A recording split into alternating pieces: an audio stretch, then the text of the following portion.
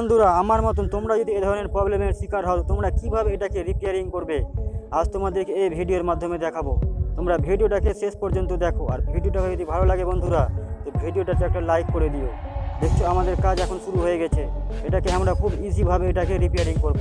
তোমরা ভিডিওটাতে দেখো, তোমরা দেখতে পেয়েছো আমরা কীভাবে এটাকে রিপেয়ারিং করছি।